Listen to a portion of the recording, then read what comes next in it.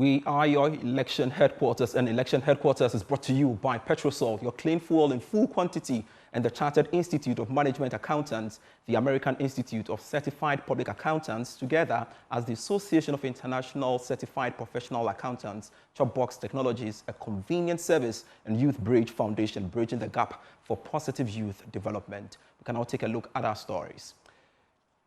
Flag bearer of the National Democratic Congress, John Dramani Mahama, has expressed his support for calls to create a new region from the Baku area. During a tour of the East region, he acknowledged the constitutional challenges that need to be addressed, but affirmed that the reasons presented for the creation of the new region are justified. Now, the flag bearer just finished an event at Timpani constituency, and this is what he's been saying.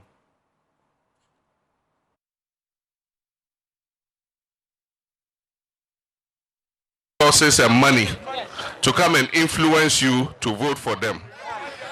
That money they are bringing is your money. If they bring it, collect it and chop it.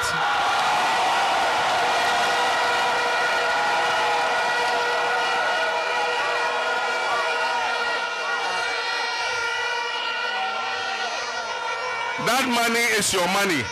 If they bring it, collect it and chop it. Because they can't buy you for 200 cedis and 500 cedis. You are more precious than 500 cedis.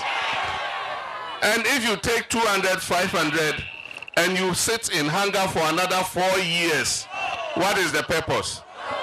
Look at our senior high school. Look at our senior high school. Our children sit under trees to eat.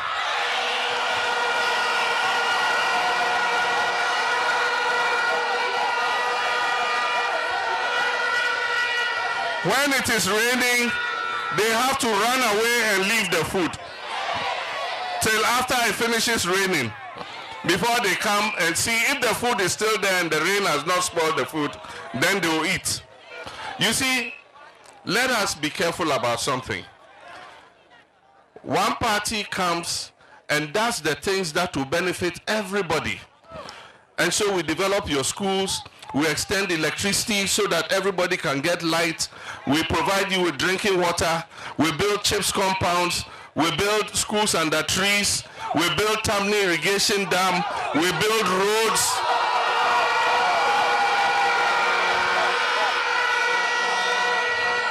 And we do that so that everybody will benefit. Your children will come and benefit. Your children's children will come and benefit. But another party, they will come and take 1 or 2 of you and empower them. And when they empower them, they come and give you small handouts. The one who comes and develops so that you and your children and your children's children can enjoy. And the one who comes and takes 1 or 2 people and empowers them to come and distribute money for you. Who is doing better for you? And so,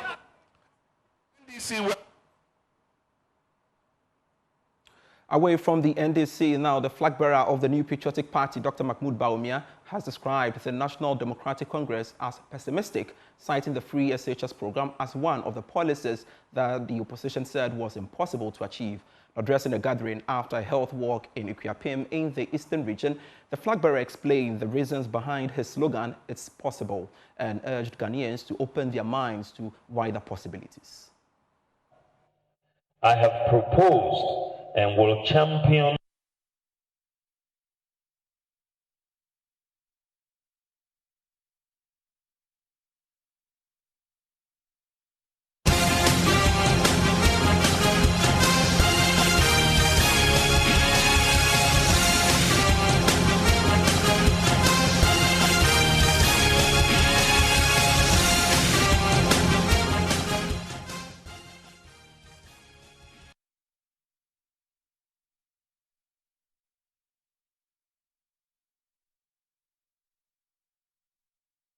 We shall bring you that sound subsequently. Now, ahead of the commemoration of Founders' Day, President Akufo-Addo addressed the nation firmly, rejecting the notion that Ghana was founded by a single individual.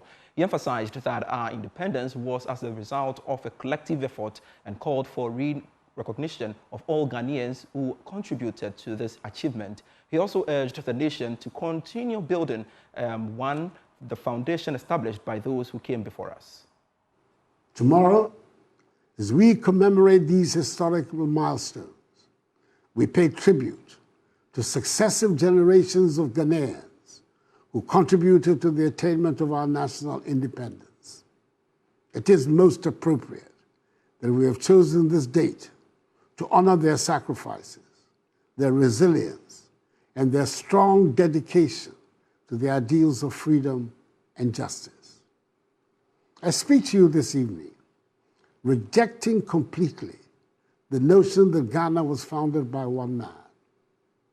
Whilst Kwame Nkrumah's contributions to our independence are undeniable and unassailable, it is important to acknowledge for our self-respect that the struggle for our nation's freedom was a collective effort spanning several generations.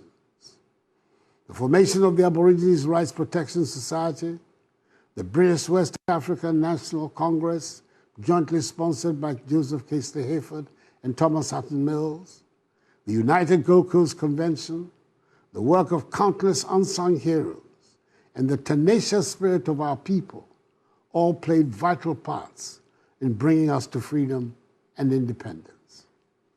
Kwame Nkrumah, with his charismatic visionary leadership, was undoubtedly a major actor in the final lap of our journey to independence. And that is why, despite the several unfortunate things that happened after independence under his watch, Parliament in 2019 decided to memorialize his date of birth as Kwame Nkrumah Memorial Day, the only Ghanaian so far to be so honored in our history. His ability to galvanize the masses and articulate a clear vision for a free Ghana inspired many. However, it is essential to recognize that Kwame Nkrumah stood on the shoulders of past leaders. The groundwork laid by the Aborigines Rights Protection Society, the British West African National Congress, the United Gold Coast Convention, and many other organizations and individuals provided the foundation upon which Kwame Nkrumah built the Convention People's Party, CPP. And indeed, that is why he was careful to associate the name of his new party with that of the convention. To one of our headline stories, former Deputy Attorney General Joseph Bemka says the accused persons in the ambulance procurement train was not exhaustive. Speaking on Newsfile, he suggested that officials at the Ministry of Health at the time of purchasing the ambulances should have been added to the list of prosecution. He also said the Attorney General should be allowed to exercise the right to appeal the verdict of the appeals court, which acquitted and discharged the minority leader, Kiesola Tuforsen. Look, there is so much to this case that you may not even know. No, it's come before me before. This particular matter, when I was Deputy Attorney General. It came before me, you know. And I'm being very honest with you. Dami made a determination that there was a case for Tuforsen to answer. That was why he went to court. Now, if you read the judgment... Let me ask, even though I know you will say it. When it came before you, what was Let's move ahead and deal with the issue. Deal with the issue as it is. You see, when he made the determination that Tuforsen was supposed to answer, and he went to court, indeed, the trial judge agreed with him. That was why the submission of no case was dismissed. Again, even when the appeal was made, one of the judges dissented. So those who are wishing it away as if it was a complete frivolity and that he concocted something and ran to court. So think about that. That even the court, the first court of instance agreed with him, and even in the appeal itself, one of the justices agreed with him. The first court of instance is a sole judge. Yeah, that's what I'm saying. The three wise men. So I'm saying the three wise men that you use. So let's keep to I agree. But you see, it wasn't unanimous, isn't it? There are some cases that we go to the court of appeal. You don't need unanimity to have a parliamentary approval. You don't need unanimity to make a judgment. Something you are running away from a basic fact that I want to draw attention to. when there is a dissenting opinion in every judgment, okay, sometimes it can constitute the basis for which the other party that lost will go on appeal.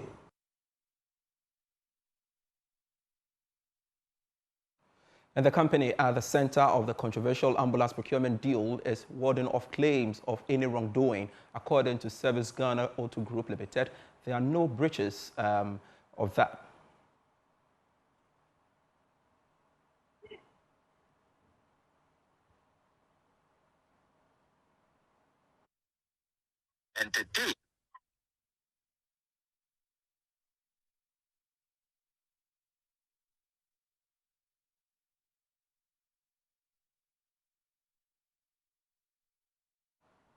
And this is a direct response to the latest expose by North Tong MP Samuel Okudzeto-Ablakwa, raising suspicions in the award of the contract. Joy News journalist Samuel Mbura joins us for details of the statement. Thanks so much, Samuel, for joining me on Joy Prime. Now, what is the exact response from the company regarding this controversial deal? Well, Pius, Service Ghana Auto Group Limited has refuted all the allegations regarding their contract for the 370 ambulances after sales and service and maintenance as well. It argues that there was a competitive procurement process, not so sourced as peddled out there, because it is a special purpose vehicle formed by a 7-member company consortium. It states that there was a value for money bid of $133,000 per ambulance, and a manufacturer's authorization was obtained from Mercedes-Benz and EMSA ambulances. So the company is emphasizing that the bid that they tendered in was quite lower as compared to other competitors. The company also further indicates that there was a comprehensive on-site inspection by NAS and the ministry's technical officers to fulfill all the contractual obligations in the deployment of the mobile vans as well as the renovation of the workshops across the country. So Service Ghana Auto Group Limited also indicated that the contract is a 5-year contract and the budget is contingent upon the Bank of Ghana and the Public Procurement Authority's approval. And it also indicates that it is a supply of over 45,000 mechanical and medical spare parts to NAS. And some of the company has threatened to sue those behind the information. Tell us about it. Exactly, Pius. The company says the people who are behind what they describe as peddling of misinformation should retract and apologize for the false claims, and it is actually threatening legal action against those spreading the misinformation. And North Tong MP Samuel Okudzeto-Ablakwa is one of those who brought this information out. Exactly, Pius. Mr. Ablakwa is calling the bluff of the company, is stressing that they cannot gag him, they cannot threaten him, and he will ensure that he will fight to protect the public purse. We can listen to him. The Auditor General discovered that this company had been entertained, granted this agreement, giving the ambulances to service. They were being paid long before they were incorporated. They became a legal entity. So if you look at the facts, all the discoveries, the damning findings, including they themselves admitting, Service Ghana Auto Group Limited admitting that they have had to refund money to the state because of the Auditor General's work. Is that not a confirmation about the dubiousness, the sleaziness, the shadiness that they have been engaged in? This is a company that did not even have staff of their own.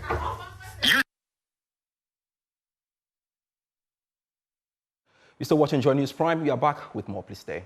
Hello, welcome back to Joy News Prime. We continue with the rest of our stories. And teachers fleeing their assigned duty posts, mostly in rural areas, has been a persistent problem surrounding the posting of newly trained teachers in Ghana.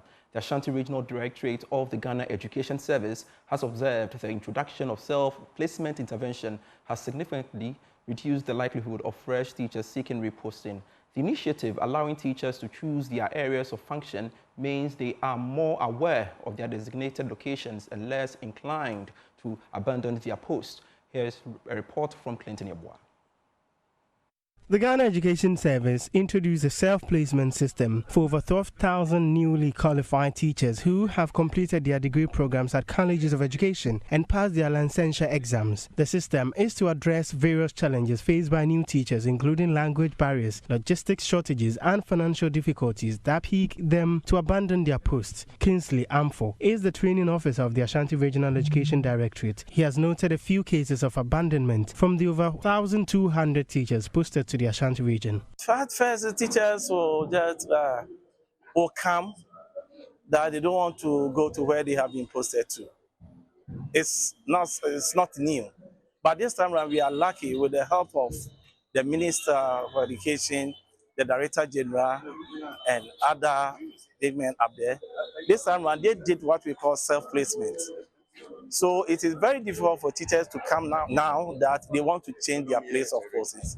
All newly posted teachers and non-teaching staff posted to schools in the Ashanti region have undergone a freshers orientation. The orientation, organized by the GES, is to usher the new teachers into the teaching profession. The fresh teachers were taken through financial management, hazards of teaching profession, HR issues, and ethical conduct. Kingsley Amfo says the orientation exercise will make the fresh teachers responsible and find purpose in their teaching journey. This time around, we want to equip them with the requisite skills. You see, their role is to go and impact knowledge, but not only that, but also to ignite the curiosity in the learners so that at the end of the day, they will become a responsible adults in life. The orientation was premised on the theme, beginning your teaching profession with a global approach, the 4 H's, head, hand, heart, and habit. The Ashanti Regional Director of Education, Dr. Williams Kwame Amankra, encouraged the teachers to remain open-minded, curious, and collaborative. I will encourage you to remain open-minded. I will encourage you to remain open-minded, curious, and collaborative. The connections you make here today will be valued as you navigate the challenges. Our role as educators extends beyond the confines of our classroom. Reporting for Joy News, my name is Clinton Yaboa. Now, management of the National Health Insurance Authority is proposing an amendment of the Act establishing the NHIA to divert levies into the authority's accounts. Presently, proceeds from the National Health Insurance Levy are accrued into the consolidated accounts for release to the NHIA after certification from the Ministry of Finance. Chief Executive Officer of NHIA, Dr. Dacosta says about 8 billion cedis accrued through the NHIL could be invested in healthcare delivery annually if the existing order is reversed. Nana Yaujima has more with the following report. Per the Act establishing the NHIA, the levy charged at 2.5% on goods and services provided in the country or imported is imposed for the effective functioning of the National Health Insurance Scheme. Despite the capping of the fund, it is expected an amount of 7.9 billion cedis is accrued through the NHIL, but the budget allocation to the schemes stands at 6.8 billion cedis this year. Dr. Dacosta believes the release of the full amount would improve the fortunes of the scheme. The NHIL, which you and I pays for it, must be sent to the NHIL account. Even within the current context, the NHIL in the capping space is expected to be around 7.9 billion for this year. Dr. Bernard Okuboy enumerated some proposals to ensure the scheme stays robust. We've had proposals from some key stakeholders to government to convert COVID-19 levy to a public health or emergency fund to take care of epidemics, pandemics, and other medical emergency services. Requests have also been made to possibly ring fence the contributions from the NHIL so that it doesn't go into the consolidated fund. Statistics from the NHIA reveals 28 million people are enrolled on the scheme, with 17.8 million of the members active. In reforming the scheme, healthcare providers have tabled complaints of low tariff resulting in what is widely known as co-payments. Dr. Dacosta Abuaje outlined measures being adopted to resort to an automatic adjustment formula in search of a lasting solution.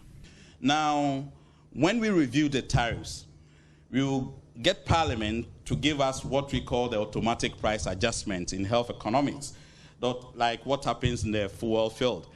The automatic price adjustment means that depending on the current economic situation, we will set up a National Tariff Review Committee. That National Tariff Review Committee will review the prices of the items and services based on whether linked to inflation or the economic situation. For Joy News, Nana Yaojima, Kumasi. Thanks so much for being part of Joy News Prime. With me, Pius Kojo Baka. For more stories, do log on to myjoyonline.com. Always a delight serving you. Do enjoy the rest of your evening. Good night. Bye.